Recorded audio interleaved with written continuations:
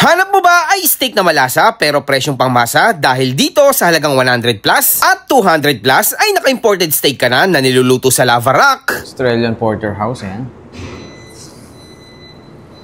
Na naka-only rice, only soup, at only gravy pa. Pero ito nga ang isang problema, pag maganda ang resto mo at naka-aircon pa, ay marami talagang takot pumasok dahil kala nila pricey ang mga pagkain dito. At dito nga, pagbaba mo ng LRT Monumento Station, ay matatagpuan mo ang Steak to One dito mismo sa Jackman Plaza, Caloocan City. At kung may dala ka na masasakyan, ay i-waste mo lang ang Steak to One customer parking. Dito lang yan, sa likod mismo ng Jackman Plaza at libre lang yan. At para masubukan ang Steak to One na una nga daw sumikat sa LU, ay umorder ako ng kanilang mga bestseller gaya nga nitong Australian Tenderloin and Porterhouse, pork belly liempo, chicken steak, beef mushroom, bagnet sisig, at kung barkada naman kayo ay meron sila dito mga boodle fight na nagre-range lang sa $999 to $1,499. Lahat yan ay naka-only rice, only gravy, and only soup. Meron din sila dito mga pasta gaya nga nitong carbonara, shrimp aglio olio, at kung gusto nyo naman ng burger ay meron sila ditong Eiffel Tower na merong triple patties.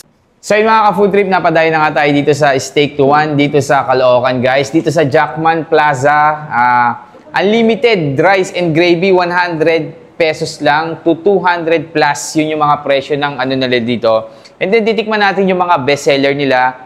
Nong, lapit ka dito, medyo malayo ka eh. Titikim na ako ng mga bestseller nila na steak. Yan, dito ka dito, yan. So una natin titikman guys, itong kanilang Australian Porterhouse, grabe. Pag mga ganito kasi kalalaki, parang kagatin na natin to guys. Australian Porterhouse, yan.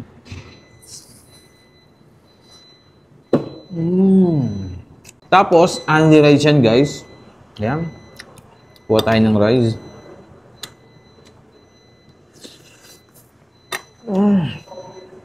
So, try naman natin guys yung kanilang tenderloin na yan. 200 plus lang din. Only gravy na rin yan and only rice. May only soup pa. Ayan, no? Try natin.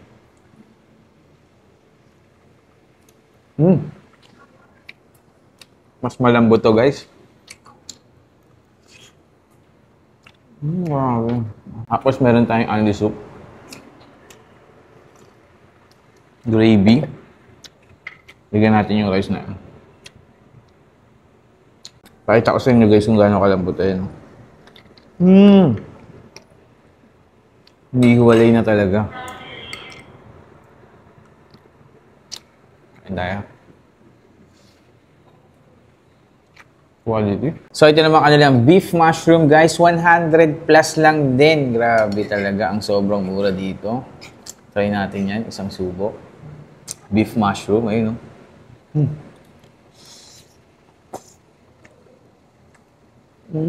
So, meron din sila dito, guys. Chicken steak naman. Ayan. Try natin yung chicken steak nila. Ay, grabe. Chicken steak. Ang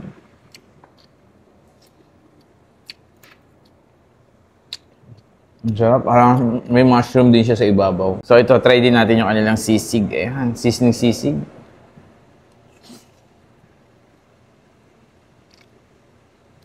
Panalo rin guys. So try din natin itong kanilang pork belly liempo. Ayan, 100 plus lang din yan. Ito yung sauce niya.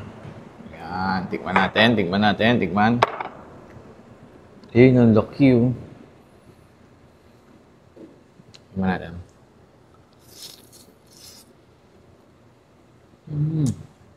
Malambot din guys. Malasang. So, $290 naman yung ganito nila. Try natin yan.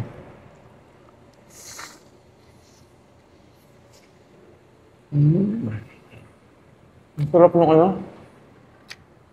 May sauce ako nalasahan. Ang sarap. And then, ang juicy ng patty niya. Ano. Try din natin yung carbonara nila. Ayan.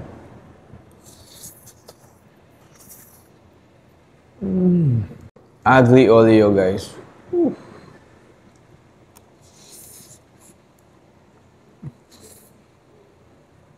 So yung mga food trip, kung naghahanap kayo ng quality imported na steaks yan, guys, dito na yan sa Steak to One. Try nyo na sa Steak to One.